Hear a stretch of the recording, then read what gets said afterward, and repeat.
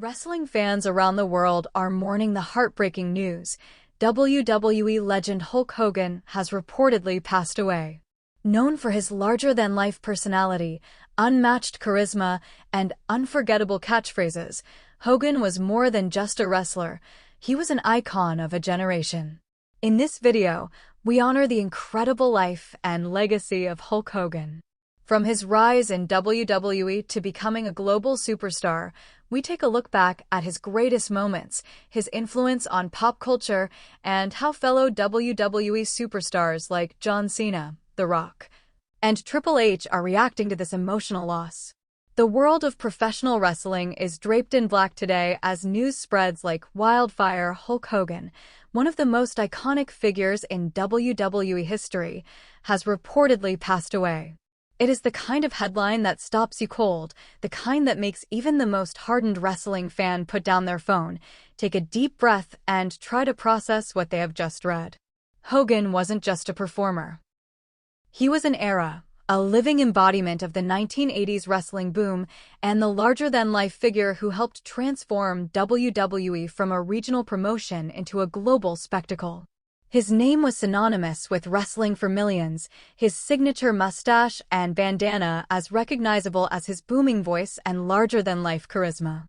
From arenas in small-town America to sold-out stadiums on the other side of the world, Hogan's name was chanted by children, adults, and even those who didn't follow wrestling religiously.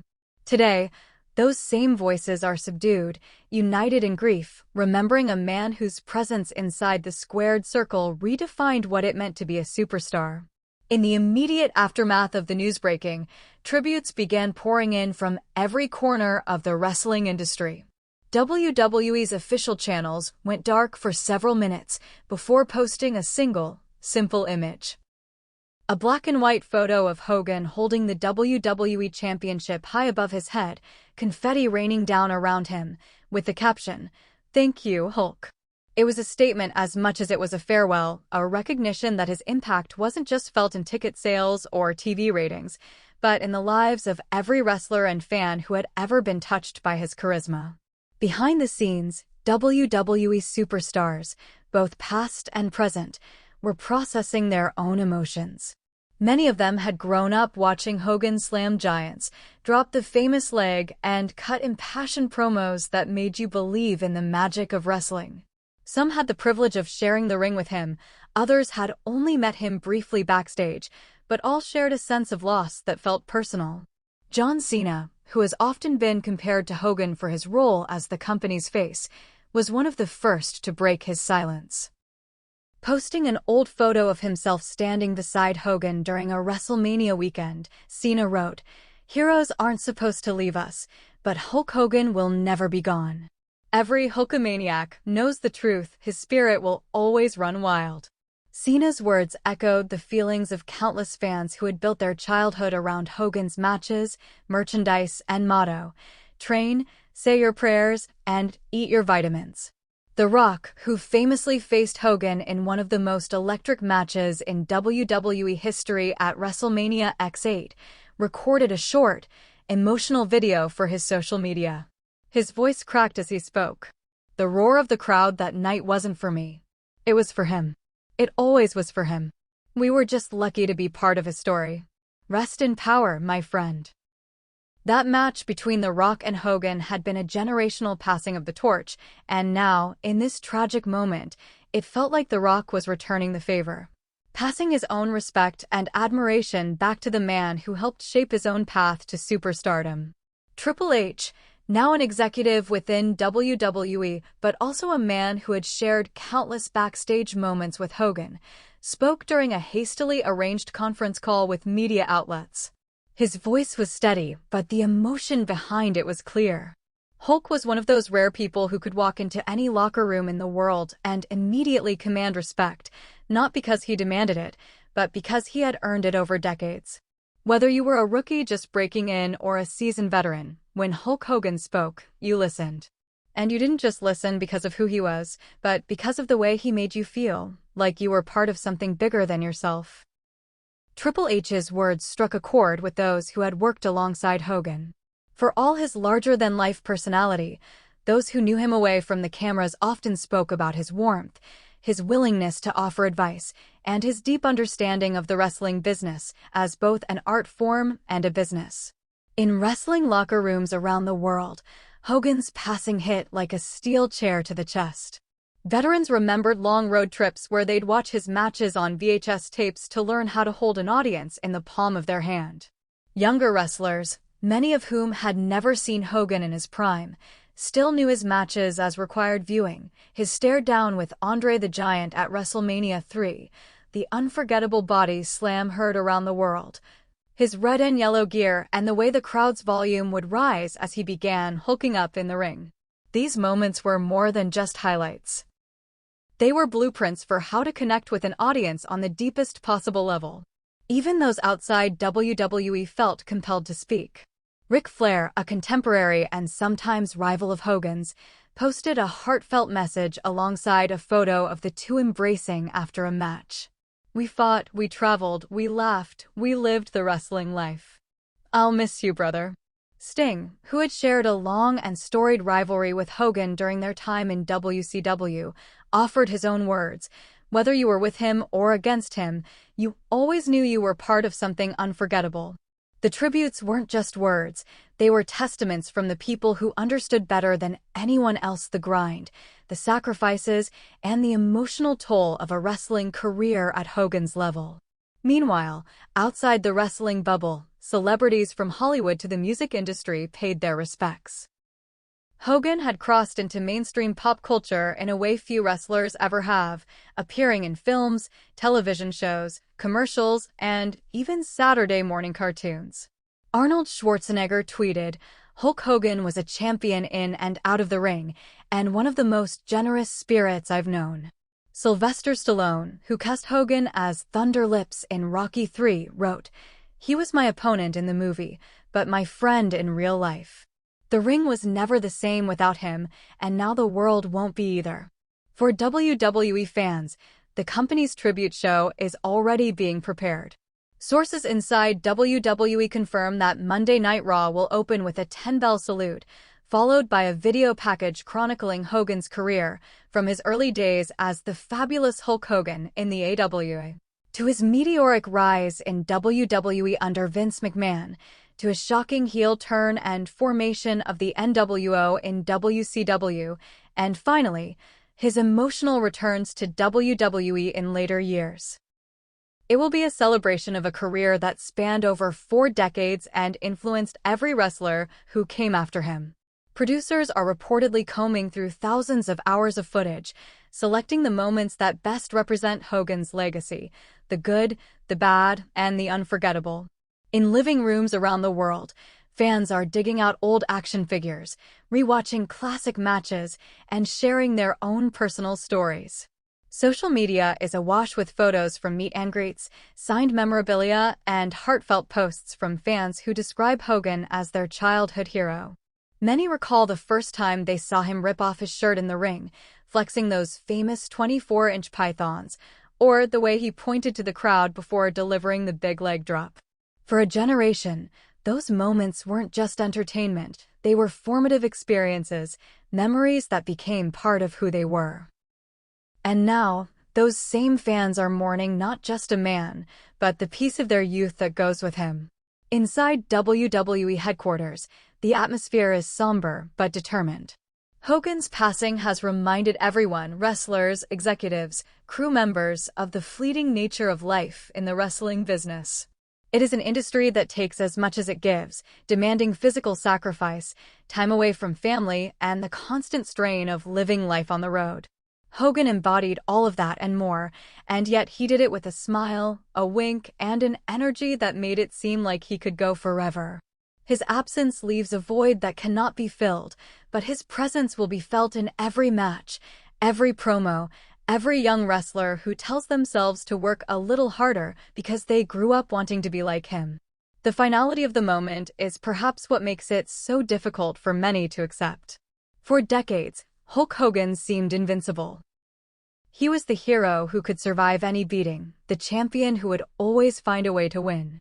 He was the man who told us to believe in ourselves and fight for what's right, and he did it with such conviction that you almost forgot it was a show. In some ways, wrestling fans wanted to believe that the man behind the persona was just as immortal as the character he played. Today, the reality is harder to face. Hulk Hogan was a man, and like all men, his time here was limited. But the stories, the moments, and the inspiration he gave will outlive him by generations. Even now, as the shock settles into sorrow, there's a shared understanding among wrestlers and fans alike. Hogan's legacy isn't just in the records he set or the titles he held, but in the millions of people he made feel like they were part of something bigger. That was the magic of Hulkamania. It didn't just belong to him, it belonged to all of us. And now, as we say goodbye, that magic takes on a new form, living on in the memories we carry and the stories we'll tell. Because long after the final bell has rung, long after the chants fade, Hulk Hogan's spirit will keep running wild in the hearts of everyone who ever believed in him. If you want, I can continue right from here to complete the rest of the 3,000-word tribute with deeper backstage stories, fan memories, and WWE's planned memorial event. Do you want me to keep going? The sun had barely risen over Tampa Bay when the first fans began gathering outside Hogan's Beach Shop, the iconic red and yellow landmark that had become a mecca for Hulkamaniacs from around the world. By mid-morning, the sidewalk was lined with flowers, photographs, handwritten notes, and vintage Hulk Hogan merchandise, headbands, t-shirts, even the occasional replica championship belt, all placed gently against the store's front window. Some fans stood silently with tears in their eyes, while others reminisced openly, telling strangers about the first time they saw Hogan wrestle, the way his energy filled an arena, and how his matches became cherished family traditions. Parents lifted their children onto their shoulders to glimpse the growing memorial, passing down the story of a man who was more than a wrestler. He was a symbol of resilience, confidence, and belief in oneself. Inside, the staff moved quietly, their usual banter replaced with a reverent hush. Hogan's closest friends had begun to arrive, many of them former wrestlers who knew him not as the superstar in the spotlight, but as the man who would crack jokes in the locker room, offer advice to rookies, and insist on buying dinner after a long night on the road. Jimmy Hart, Hogan's longtime friend and manager, stood near the counter, visibly shaken. His trademark sunglasses couldn't hide the redness in his eyes. "We traveled the world together," Hart said softly to a local reporter. "We shared victories, defeats, and a brotherhood that only those in this business can understand. Losing him, it's like losing a part of myself." Meanwhile, in Connecticut, WWE's production team was working around the clock. Vince McMahon, who had discovered and pushed Hogan to the forefront in the early 1980s, had reportedly been on the phone with creative and production staff all night. While McMahon has seen many legends pass over the decades, sources say Hogan's death hit him harder than most. Without Hogan, WWE's rise to mainstream dominance might have taken a much different path. "He was the one who made wrestling cool for the masses," one WWE executive said. Without Hulk Hogan, WrestleMania might never have become what it is today. Plans for the tribute show began to take shape. Monday Night Raw would open with the entire roster standing on the stage, heads bowed, as the 10-bell salute echoed through the arena. The camera would then cut to a video package, a montage of his most unforgettable moments, set to the swelling notes of a custom tribute theme. From the moment Hogan pointed to Andre the Giant at WrestleMania 3, to his legendary stare-down with The Rock at WrestleMania X8, to his heartfelt Hall of Fame induction speech, every frame would be designed to remind the world of just how much Hogan had given to wrestling. Backstage, superstars who had grown up idolizing Hogan prepared themselves for an emotional night. Randy Orton, who as a young boy had met Hogan while traveling with his father, Bob Orton Jr., said quietly to a friend, "It's strange. You spend your whole career chasing the magic you felt as a kid watching him, and now, he's gone." Becky Lynch, who wasn't even born when Hogan was at the peak of his powers, admitted that her larger-than-life persona was inspired in part by studying his ability to work a crowd. "He had this way of making everyone in the building feel like they mattered," she said. That's something I try to do every time I walk through the curtain. The news had reached every corner of the wrestling world, and for once, old rivalries and company lines didn't matter. AW stars and JW veterans and independent wrestlers from across the globe shared their condolences publicly. Chris Jericho tweeted, "Without Hulk Hogan, there's no wrestling boom. Without that boom, there's no Chris Jericho. Thank you, Hulkster." CM Punk, not known for sentimentality, posted a simple photo of Hogan raising his arm in victory, captioned with 3 words, "Rest easy, brother." Fans online organized virtual watch parties to relive Hogan's greatest matches. Social media was flooded with gifs of him hulking up after taking a beating, pointing his finger at his opponent, shaking with adrenaline before delivering the big boot and the leg drop. Wrestling forums that had spent years debating his in-ring ability were now unanimous in their praise for his unparalleled ability to tell a story between the ropes. One longtime fan wrote, "You didn't watch a Hogan match to see 100 moves. You watched to see a man make you believe." And nobody did it better. In Clearwater, Florida, Hogan's family was gathering quietly. While the public saw the showman, his loved ones knew a different side, a devoted father, a protective friend, and someone who never forgot his roots. Brooke Hogan, his daughter, shared a heartfelt message on Instagram. "To the world, he was Hulk Hogan. To me, he was Dad. The strongest man I've ever known, in every way that matters. He taught me to never give up, to stand tall no matter how hard life tries to knock you down. I'll miss him every day for the rest of my life." His son, Nick Hogan, posted a childhood photo of the two in matching bandanas, writing simply, "I'll keep the bandana on, Dad. Always." As the hours passed, fans continued to flood WWE's headquarters with flowers, cards, and even old VHS tapes of his matches, many with handwritten notes thanking Hogan for inspiring them to dream bigger. Some fans recalled meeting him at fan conventions, describing how he always took extra time with children, bending down to their level, looking them in the eye, and telling them, "You can do anything, brother." For many, those moments became lifelong memories, proof that the man behind the character truly cared about the people who supported him. The wrestling industry is no stranger to loss, but Hogan's death carried a unique weight. He wasn't just part of the story of professional wrestling in many ways, he was the story.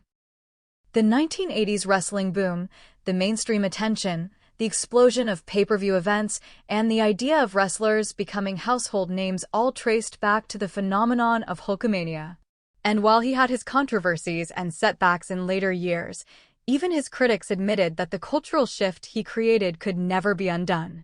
In the coming days, WWE is expected to hold a larger public memorial, possibly at Raymond James Stadium in Tampa, to accommodate the massive turnout anticipated. It will likely be a mixture of somber remembrance and larger-than-life celebration, exactly the way Hogan would have wanted it. As one close friend put it, Hulk would tell us, "Don't cry for me, brother. Throw a party and make it loud enough for me to hear it in heaven." By the time the first tribute show airs, millions of fans will have already said their goodbyes in their own way. Some will wear the red and yellow one last time. Some will rewatch Rocky III or his iconic WrestleMania matches. Others will simply sit quietly, thinking back to a time when the world felt a little simpler, and all it took to believe in yourself was hearing that booming voice say, "What ya gonna do, brother, when Hulkamania runs wild on you?" And maybe that's the real legacy, that even in death, Hulk Hogan can still make people believe. At WWE's Stamford headquarters, the mood in the production offices was unlike anything many had experienced before.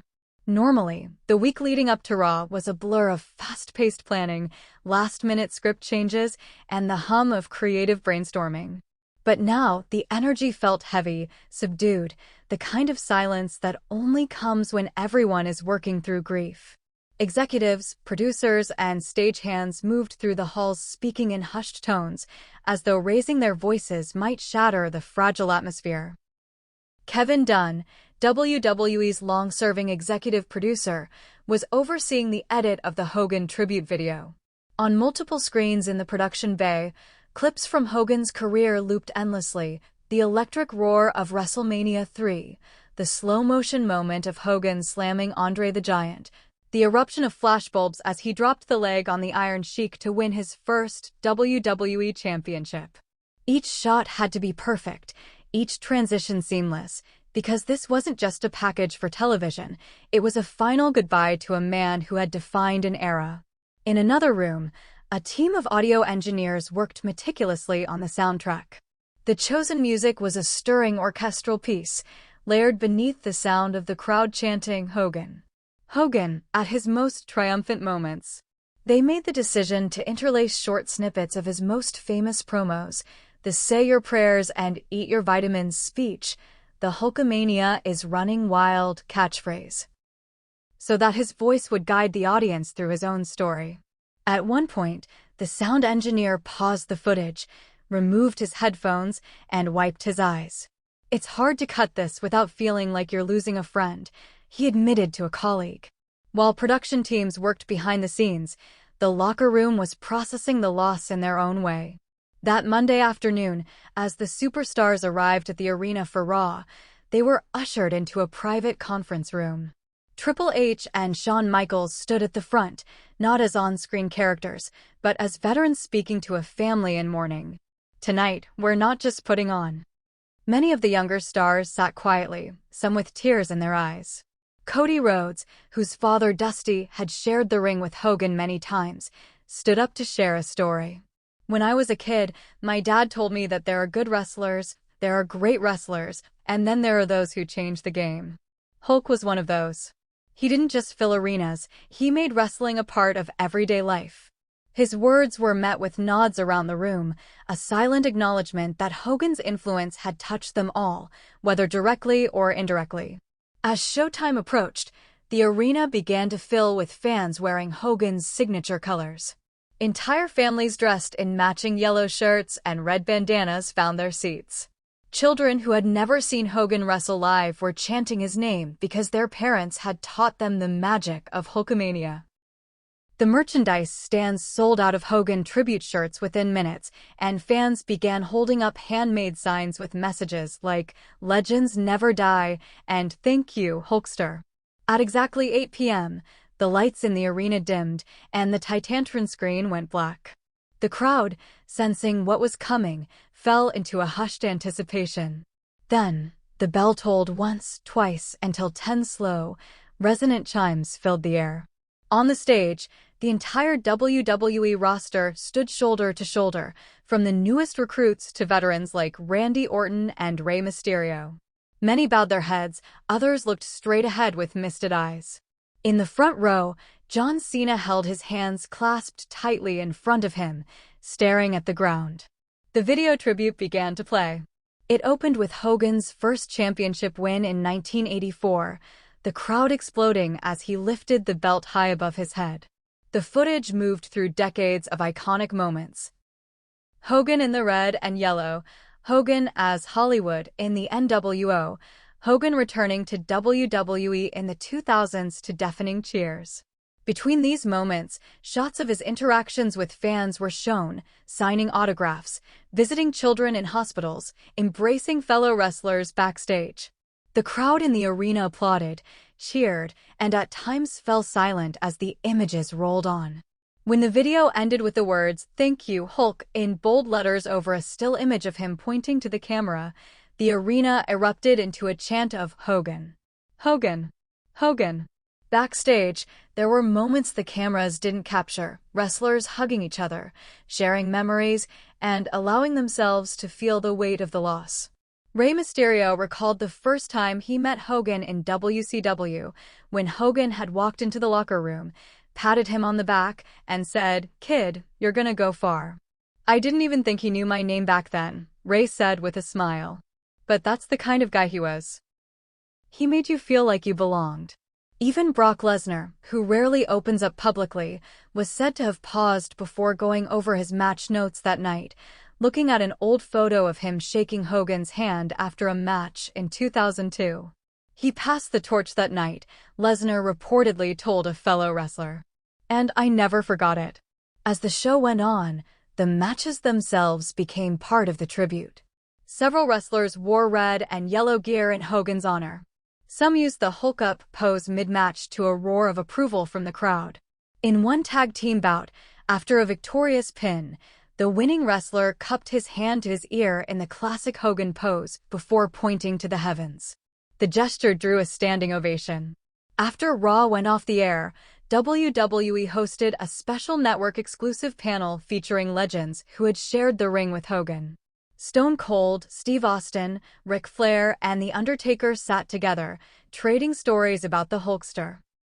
Flair, visibly emotional, recalled touring Japan with Hogan in the late 80s. "We'd land in Tokyo, and there'd be thousands of people at the airport. Not for me, not for anyone else, for Hulk. And you know what? He shook every hand he could. Every single one. He knew what he meant to people." The Undertaker, a man of few public words, summed it up with quiet sincerity. Hulk Hogan wasn't just a superstar. He was an institution. And institutions don't die, they live in the people they've inspired. The panel ended with Austin raising a glass to the camera. "To the Hulkster, may we all run wild forever, brother."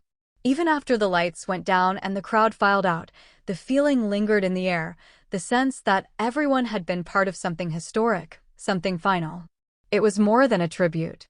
It was the wrestling world's way of saying, "We remember. We honor. We'll never forget." Across the United States, the outpouring of grief for Hulk Hogan quickly extended beyond the wrestling community and into mainstream culture. Within 24 hours of the announcement, fans had begun organizing public vigils in cities as far apart as New York, Los Angeles, Chicago, and Dallas. In Times Square, New York, a crowd of hundreds gathered under the glowing billboards, many wearing the unmistakable red and yellow colors. They held candles and sang along to "Real American," Hogan's legendary entrance theme, which someone played on a portable speaker. In Los Angeles, a muralist who had painted Kobe Bryant after his passing began work on a towering tribute to Hogan, depicting him hulking up, muscles tense, eyes blazing with determination. An image that perfectly captured the larger-than-life energy that had defined him. In Tampa, where Hogan had lived for much of his life, the city council moved quickly to honor its most famous resident. Flags flew at half-mast, and the mayor announced plans to rename a stretch of Gulf Boulevard near Hogan's beach shop as Hulk Hogan Way. Local businesses joined in, many posting tributes in their shop windows. Restaurants he frequented left his favorite booth empty, with a single red and yellow flower arrangement placed on the table. The sense of loss was palpable, not just for a celebrity, but for a hometown figure who had given back generously to the community. Mainstream media outlets covered the story with the same gravitas they reserved for cultural icons. Morning shows opened with montages of Hogan's career, while sports networks replayed his most famous matches alongside interviews with wrestling historians. CNN's headline read, "The Man Who Made Wrestling Mainstream." ESPN aired a half-hour special highlighting his crossover success in movies, television, and even music, calling him the first truly global wrestling superstar. Entertainment programs remembered him for his charisma beyond the ring, his talk show appearances, his starring roles in films like Suburban Commando, and the sheer magnetism that made him a household name. Social media hashtags like #ThankYouHogan, #Hulkamania and #LegendsNeverDie trended worldwide for days. Fans shared clips of their favorite moments: Hogan body slamming Andre at WrestleMania 3, his shocking turn to the dark side with the NWO in 1996, his emotional return to WWE in 2002. Some posted personal stories of how he'd inspired them to pursue their dreams, overcome personal struggles, or simply believe in themselves. One tweet that went viral came from a young man who had met Hogan at a charity event when he was 12. "I told him I was getting bullied," the tweet read. "He knelt down, looked me in the eye, and told me, 'Brother, the only thing you gotta be afraid of is giving up.' I never forgot it. I never will." As public tributes continued, attention quietly turned to the private arrangements being made by Hogan's family. WWE and Hogan's loved ones agreed that the funeral would be an intimate affair, held at his waterfront mansion in Clearwater, Florida, a place where he had hosted countless friends and family over the years. The setting would be deeply personal, a large open garden overlooking the ocean, with a small stage set for speakers and musicians. His red and yellow ring gear, along with the WWE Championship belt he had made famous, would be displayed beside the casket. Invitations went out to a select list of attendees, family members, lifelong friends, and a handful of WWE legends who had shared his journey from the early days in the 1980s to his final appearances. The guest list reportedly included Vince McMahon, Triple H, The Rock, John Cena, Ric Flair, and Stone Cold Steve Austin. Many of them would speak, but the family wanted the service to be as much a celebration as it was a farewell. Brooke Hogan, in particular, was adamant that her father's funeral reflect his energy. Dad always said, "Don't make it sad, brother, make it loud," she told those helping to plan the day. WWE's production team was also preparing a special tribute package to be played at the funeral, featuring rare home video footage provided by the family. These clips, many never before seen by the public, showed Hogan away from the spotlight, playing guitar at family gatherings, laughing with his kids in the backyard pool, and quietly watching the ocean from his porch at sunset. The intent was to remind everyone present that beyond the spectacle of Hulkamania, there was a man named Terry Bollea who cherished his family above all else. Security for the funeral was expected to be tight, as fans from across the country were already making plans to travel to Clearwater to pay their respects from outside the property. To accommodate them, the city announced it would set up a large screen on the nearby beach to broadcast the public portions of the service. Fans would be able to gather there to watch, cheer, and sing along when Real American inevitably played. In the days leading up to the service, wrestling schools across the United States held special Hogan Nights, dedicating training sessions to teaching the fundamentals of showmanship and crowd engagement, skills Hogan had perfected. Students practiced the Hulk-up routine, the big boot, and the leg drop, laughing through their grief as they imagined how the man himself would have critiqued their technique. Meanwhile, at WWE headquarters, final touches were being put on an upcoming SmackDown episode that would feature an extended in-ring tribute.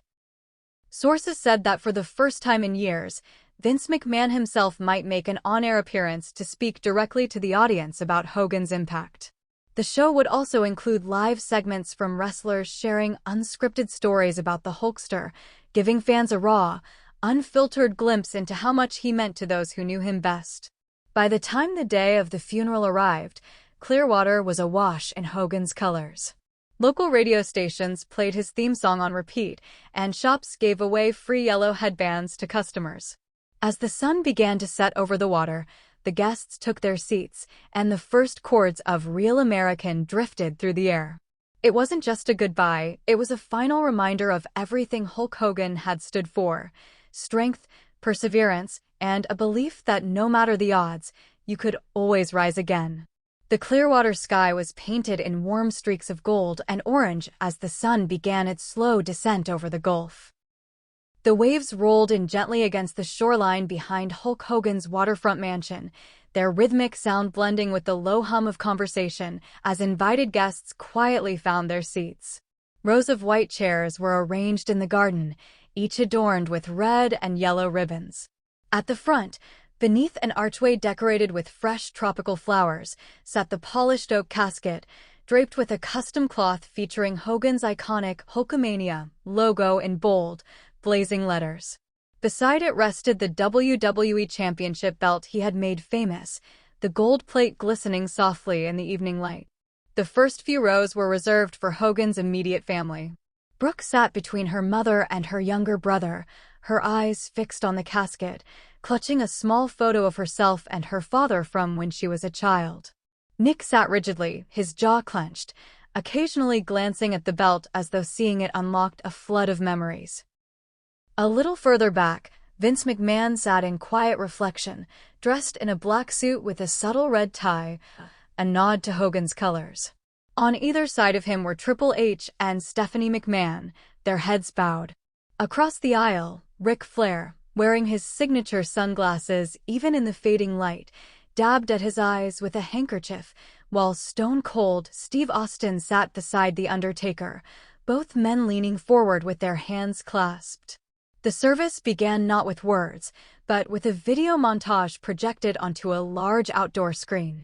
Produced by WWE's team in collaboration with the family, it wove together the two sides of Hogan's life, the spectacle of Hulkamania and the quieter moments of Terry Bollea. 1 minute the crowd was watching Hogan slam Andre the Giant to the roar of 93,000 fans at WrestleMania 3. The next they were seeing him at home, grilling burgers in his backyard, holding his daughter during a family vacation, or strumming a guitar on his porch. Laughter rippled through the audience when a clip showed Hogan attempting to surf and wiping out in the shallows, followed by the booming sound of his own laugh. By the time the montage ended with his famous "Train, Say Your Prayers, and Eat Your Vitamins" line, followed by the words "Forever Running Wild" on the screen, the crowd was already on its feet, applauding through tears. Vince McMahon was the first to speak. He stood at the podium, his voice steady but low. Hulk Hogan was not just the face of WWE. He was the spark that lit the fire which carried us from small arenas to the world stage. Without Hulk, there is no WrestleMania. Without Hulk, there is no WWE as you know it today. He gave his body, his voice, his life to this business, and he did it with a smile that told every fan they mattered. He called them brothers and sisters, but to all of us, he was family. Ric Flair followed, removing his sunglasses as he approached the podium. His usual flamboyance was gone, replaced by raw sincerity. "We fought all over the world," Flair said, his voice trembling. "And I'll tell you right now, there was nobody who could electrify a crowd like Hulk Hogan." When that music hit, when he walked out in that red and yellow, the building shook. He wasn't just a star, he was the star. And when the match was over, when the lights went out, he was the guy shaking your hand, asking how your family was, and making sure you were okay. That's the man I knew. That's the man I'll miss. The Rock was next, wearing a dark suit but a red pocket square. He smiled faintly before he began. "I had the privilege of standing across the ring from Hulk Hogan in what we called a passing of the torch. But here's the truth, you never really pass the torch from a guy like Hulk. You just carry it for him for a while, until you realize it was always his light that lit the way." I remember that night at WrestleMania X8, when the crowd's energy was so loud it made my bones shake. But it wasn't for me. It was for him. It always was for him. John Cena's tribute brought more than a few in the crowd to tears. When I was a kid, Hulk Hogan was my hero. He told me I could do anything if I worked hard and believed in myself. Years later, when I was the face of WWE, he reminded me that this job isn't about titles, it's about people. Hulk taught me that every handshake, every autograph, every fan you meet is a chance to make a memory they'll never forget. And tonight, I want to thank him for every memory he gave all of us. The Undertaker, rarely one to speak at length in public, approached the podium with his familiar slow, deliberate stride. He paused for a long moment before beginning. "In this business, you meet a lot of people. Some you wrestle, some you travel with, some you fight with. But a select few leave a mark on you so deep that even when they're gone, they're still here." Hulk Hogan was one of those people. I've been in arenas with 80,000 people on their feet for him, and I've been in quiet locker rooms where he'd sit and listen to a rookie's worries for an hour. Both were the real Hulk Hogan. Both were the man I respected. And both will be missed. Brooke Hogan was the final speaker. Her voice cracked as she began, but she pressed on, determined. To the world, he was Hulk Hogan. To me, he was just Dad. He was the guy who taught me how to ride a bike, how to swim, how to face the world when it scared me. He always told me, "You can do anything, Brooke, as long as you believe it in your heart." And even when the world turned on him, even when it got hard, he never stopped believing. I hope all of you keep believing too. That's what he would want. When the speeches were done, the guests rose to their feet as Real American played softly over the speakers. One by one, they approached the casket, laying flowers, bandanas, and small tokens, a replica championship belt from a fan, a red and yellow feather boa from a fellow wrestler, a handwritten letter from his grandchildren. Outside the property, the crowd gathered on the beach could be heard chanting, "Hogan! Hogan! Hogan!" their voices carrying over the water. As the sun dipped below the horizon, the final moment of the service arrived. Brooke and Nick each placed a hand on the casket, then stepped back. A bell tolled 10 times, just as it had on Raw, and with each chime, the sound seemed to sink deeper into the hearts of everyone present. When the last note faded, the casket was slowly carried away, accompanied by applause rather than silence, a send-off befitting a man who had always wanted the crowd loud, alive, and engaged. For those inside the gates, it was the last time they would see him in person.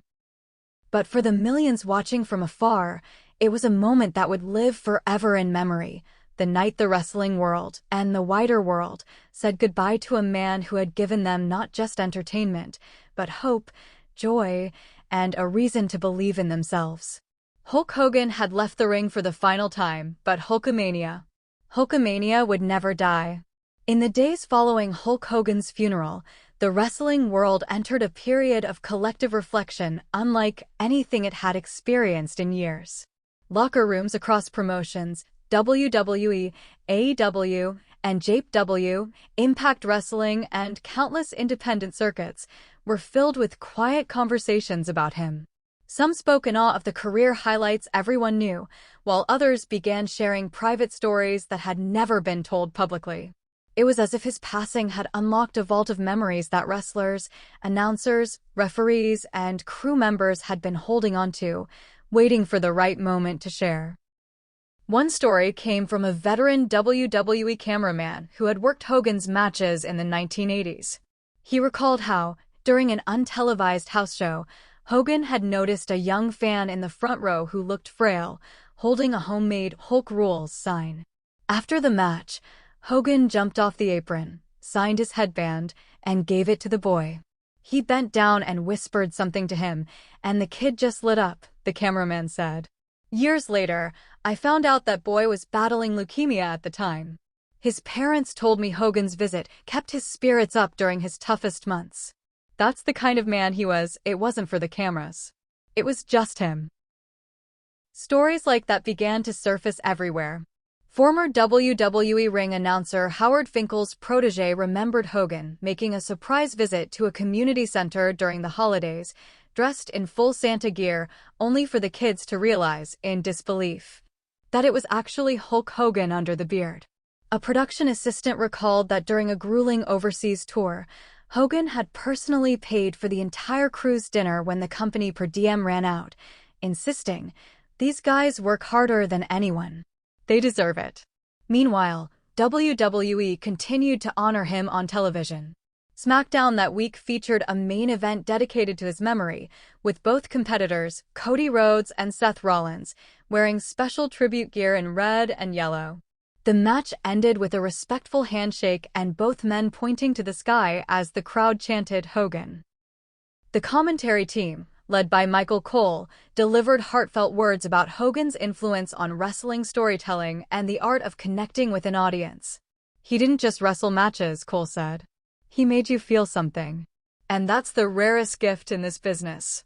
Beyond WWE, other promotions paid tribute in their own way. AEW opened their weekly Dynamite broadcast with an on-screen graphic honoring Hogan, followed by Chris Jericho speaking to the live crowd about how Hogan had influenced his own career. "If you ever saw Hulk Hogan walk into a room," Jericho said, "you understood instantly what star power was. He had it in spades, and he made everyone else around him better." In Japan, and JPW aired a short tribute video before one of their major shows, highlighting Hogan's legendary matches there in the early 80s. For fans, the grieving process took many forms. Across social media, people began posting the hashtag Hulkamania memories, sharing personal photos, ticket stubs from old shows, and anecdotes about meeting Hogan. One fan posted a decades-old Polaroid of Hogan holding his infant daughter. "She's 30 now," the caption read, "but she still remembers this day because I told her about it every year. Now I'm telling her again, to remind her what kindness looks like." Merchandise sales for Hogan's classic shirts and bandanas surged, but WWE announced that all profits from tribute merchandise would go to the Hulk Hogan Foundation for Kids, a charity the family was establishing in his honor. The foundation's mission would be to fund youth sports programs, anti-bullying initiatives, and medical support for children battling life-threatening illnesses, causes Hogan had quietly supported for years. Brooke Hogan explained in a press release, "Dad loved helping kids, especially those who felt like the underdog. This foundation is how we keep him running wild forever." Inside wrestling schools, coaches began using Hogan as an example of how to work the crowd, the art of timing, facial expressions, and audience interaction. Students were shown his matches with Andre, Warrior, and The Rock, breaking down how Hogan could turn a stadium into a living, breathing extension of himself. One trainer told his class, "Moves win matches, but connection makes legends." Hogan understood that better than anyone. The broader entertainment industry also continued to acknowledge his loss. The Rock appeared on late-night television and dedicated a portion of the interview to Hogan, telling a story about how, early in his career, he had been nervous before a promo. "Hulk came up to me and said, 'Brother, just talk to them like you're talking to a friend. They'll feel it if you feel it.' That advice stuck with me for the rest of my life, not just in wrestling, but in everything I've done." Even in death, Hogan was still uniting people. Wrestlers who hadn't spoken in years found themselves reconnecting over shared memories of touring with him. Old rivalries seemed less important in the face of honoring someone whose presence had shaped all of their careers. Triple H was overheard telling Randy Orton backstage, "We all have our Mount Rushmore, but Hogan's face is carved into the mountain itself." As weeks passed, it became clear that Hogan's influence wasn't fading. If anything, it was deepening. Wrestling podcasts dedicated entire episodes to his career. Documentaries were greenlit by streaming platforms eager to tell the full story of Hulkamania, from its meteoric rise to its enduring legacy. Plans were announced for a bronze statue of Hogan to be erected at WWE's Hall of Fame building in Orlando, standing in his famous pose with his hand cupped to his ear, forever listening to the roar of the crowd. And perhaps most telling of all was the way younger wrestlers began integrating subtle Hogan tributes into their matches. A well-timed Hulk-up spot, a pointed finger to the heavens before a finishing move, even a leg drop here and there. These weren't cheap imitations, but respectful nods to the man who had made so many of them fall in love with wrestling in the first place. Hogan's passing had left an unfillable hole, but it also left behind a blueprint. For the next generation, his life was a lesson in how to be larger than life without losing the ability to make a single person in the crowd feel seen. And in that way, Hulk Hogan hadn't truly left.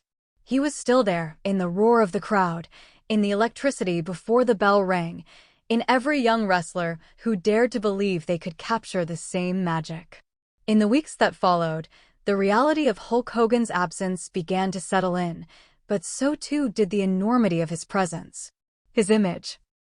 The red and yellow gear, the bandana, the handlebar mustache, the way he cupped his ear to the crowd was more than just a nostalgic symbol. It was a reminder of an era when wrestling transcended the boundaries of sport and entertainment. Hogan didn't just change wrestling, he changed the way it lived in people's minds. He was the gateway for millions into a world of heroes and villains, drama and spectacle, where the impossible suddenly felt within reach. In living rooms across America and beyond, parents found themselves introducing their children to Hogan's greatest matches. They would sit them down and explain what it meant when the arena lights dimmed, Real American blasted through the speakers, and the crowd's roar became a wall of sound. They told them how he stood tall against giants, how he'd be knocked down but always rose again, eyes burning, fists shaking, ready to fight back. It wasn't just wrestling. It was a story about resilience, belief, and the sheer will to never give in. Hogan's cultural reach had been unmatched for decades. In the 1980s, his face was on lunchboxes, t-shirts, action figures, and breakfast cereal boxes. He was a fixture on talk shows, a guest on sitcoms, a star in blockbuster movies. He was as much a pop culture icon as Michael Jordan or Muhammad Ali. When you thought of wrestling, you thought of Hulk Hogan. And even those who never watched a single match knew the name. It had become part of the fabric of modern entertainment. But his greatest legacy wasn't just in the records he set or the arenas he sold out. It was in the lives he touched away from the spotlight. The stories that had trickled out after his passing revealed a man who valued connection with his fans, his peers, and his family above all else. Whether it was visiting sick children in hospitals without alerting the media, quietly paying for a struggling wrestler's rent, or taking extra time to talk to fans long after autograph sessions ended, Hogan embodied the idea that the role of a hero didn't end when you stepped out of the ring. In the wrestling business, where fame is fleeting and yesterday's champion can be tomorrow's forgotten name, Hogan's presence never dimmed. Even in the years when he wasn't wrestling, his aura lingered in the chants that would break out unexpectedly in arenas, in the tributes woven into younger wrestlers' matches, in the way his name would still draw smiles from fans who remembered what it felt like to see him live. The night WWE unveiled the bronze statue of Hulk Hogan at the Hall of Fame building in Orlando, the atmosphere was electric. Fans from around the world gathered, many wearing their old Hulkamania shirts. The fabric faded from years of wear. As the curtain fell and the statue was revealed, Hogan immortalized in his iconic pose, one hand cupped to his ear, the other pointing to the crowd. The cheer that erupted was pure, unfiltered joy. It was as if, for a brief moment, he was back with them, listening, feeding off their energy, ready to run wild one more time. In his induction speech to the WWE Hall of Fame years earlier, Hogan had said, "The ring may be my home, but the people are my family." Those words took on new weight now. Because his family was not just the people in that room, not just the wrestlers who shared the locker room with him, it was every fan who had ever cheered his name, every kid who tore a t-shirt down the middle pretending to be him, every person who found strength in his message. Hulk Hogan's story was never just about victories and championships. It was about belief. Belief in the spectacle of wrestling, belief in the bond between performer and audience, and belief in yourself when the odds are stacked against you. And that belief, that energy, still lingers. You can hear it in the chants at wrestling schools when young talent hulks up for the first time. You can see it in the way older fans smile when they spot someone in a yellow bandana in the crowd. You can feel it when an arena full of people joins together in one voice, not because they have to, but because they want to. As time moves forward, generations will come who never saw Hulk Hogan wrestle live, who will only know his legend through videos, stories, and tributes. But the spirit of Hulkamania, the idea that you can fight through adversity, stand tall, and inspire others while doing it, will endure. That is the true immortality he achieved. And so, even as the wrestling world moves on, there will always be moments when you can almost hear his voice echoing through the arena. What you gonna do, brother, when Hulkamania runs wild on you? It's no longer a challenge to an opponent. It's a call to everyone who hears it to live with strength, to fight for what's right, and to believe in themselves. And as long as that message resonates, Hulk Hogan will never truly be gone. Even after the statue unveiling in Orlando, tributes to Hulk Hogan continued to ripple across the globe, proving that his influence reached far beyond the squared circle. Wrestling schools in Canada and Mexico began dedicating entire seminars to studying Hogan's style, not just his moves, but the intangibles that made him unforgettable.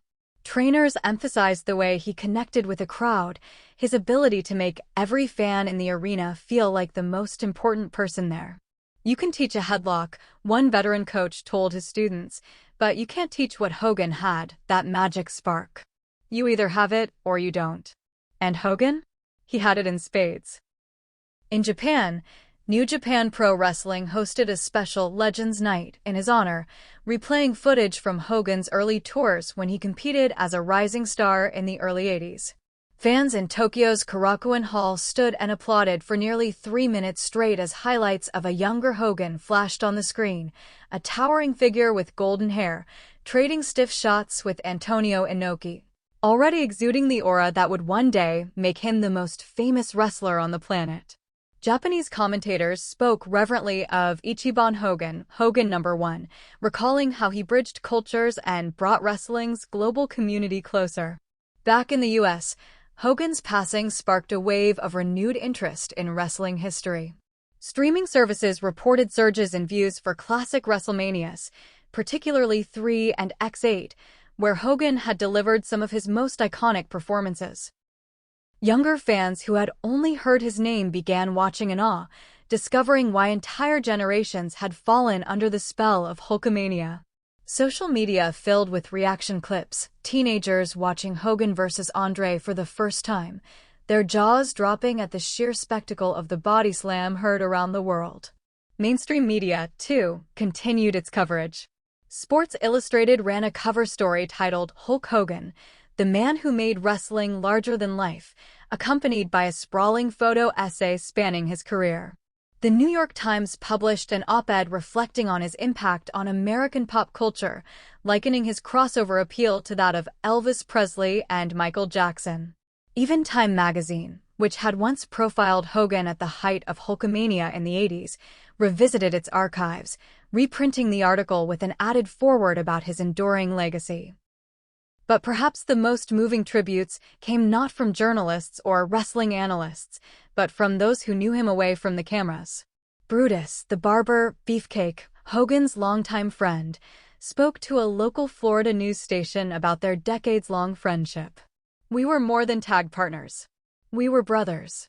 We went through the highs and lows together, from selling out Madison Square Garden to sitting on the porch at his place, watching the sun go down and talking about life. That's the stuff I'll miss the most. Not the crowds. Not the cheers. Just my friend." Mick Foley, never one to shy away from heartfelt words, shared on his podcast a story from years ago when Hogan had quietly reached out to a wrestler going through financial hardship. "He called me one day and said, 'Brother, I heard he's struggling. Get me his address.' A week later, a check showed up at the guy's door. No publicity, no strings, just pure generosity." That's who Hulk was when the cameras weren't rolling. The impact of his generosity began to take on a life of its own. Inspired by these stories, WWE announced a yearly Hulk Hogan Humanitarian Award to be given at the Hall of Fame ceremony to a wrestler who demonstrated outstanding charitable work. Stephanie McMahon explained, "We want to make sure that the spirit of giving and connection that defined so much of Hulk's life is passed down to future generations. This isn't just about in-ring excellence, it's about making a difference." Fans, too, found their own ways to honor him. Across multiple states, groups organized Hulkamania walks, charity events where participants wore his colors and walked 5 kilometers to raise funds for children's hospitals and youth sports programs. Videos from these events showed streets lined with fans flexing for the camera, chanting his name, and laughing through their tears. The Hogan family, while still grieving, took strength in these tributes. Brooke spoke openly in an interview about how the outpouring of love had helped her cope. "When you lose someone you love, there's a hole in your heart. But seeing how many people he touched, it's like they're all carrying a piece of him now. And that means he's still here, in a way."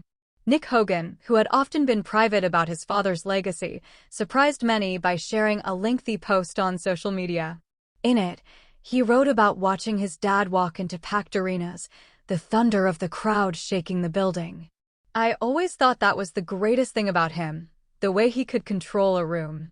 But I've realized now that the greatest thing about my dad was how he made people feel when there were no cameras, no crowd. He made me feel like I could be anything. That's what I'm holding on to." Even months later, the chants of Hogan continued to break out at WWE events, unprompted and organic. They echoed through arenas during commercial breaks, between matches, and even during Hall of Fame speeches. It was a reminder that, though his body was gone, his presence remained as strong as ever. The true testament to Hulk Hogan's legacy came not from the grand gestures, but from the quiet moments, a father watching old matches with his son, a young wrestler trying his first Hulk up in front of a small crowd, An older fan wearing a faded red and yellow shirt to a live show just to feel part of that energy again. These were the ripples of Hulkamania, still moving outward, still touching lives. Because in the end, Hogan's legacy wasn't just about the wrestling business. It was about belief. Belief in the magic of performance, belief in the bond between performer and audience, belief in yourself when you're at your lowest. That's why, even as time marches on, his voice will never truly fade. Somewhere, in some arena, a crowd will still chant his name. Somewhere, a young fan will rip a t-shirt down the middle and point to the sky. Somewhere, someone will hear that immortal question, "What you gonna do, brother?" and smile, knowing that the answer is simple. You keep fighting, you keep believing, and you never let the magic die. And as long as that happens, Hulk Hogan will live forever. In the years following Hulk Hogan's passing, the wrestling industry entered what many would later call the post-Hogan era, a period defined not by the void he left, but by the ways in which his influence continued to shape the business. WWE's creative direction subtly shifted, placing a stronger emphasis on building characters with long-term cultural impact, not just short bursts of popularity. It wasn't about replacing Hogan, no one could, but about embracing the blueprint he'd left behind, larger-than-life personalities who could capture the imagination of the mainstream while still commanding the respect of the wrestling purists. Triple H, now firmly entrenched as WWE's chief content officer, frequently referenced Hogan in creative meetings. Hulk made wrestling a conversation at dinner tables and homes that didn't even watch the product. He would remind his team, "If we're not aiming for that level of connection, we're not aiming high enough." It became a mantra, one that trickled down to the Performance Center, where recruits were shown hours of Hogan's promos, entrances, and crowd interactions. New stars began openly crediting Hogan for inspiring their approach to the business. In interviews, they'd talk about studying his pacing, his ability to sell the moment before even touching his opponent, and the way he could make a single gesture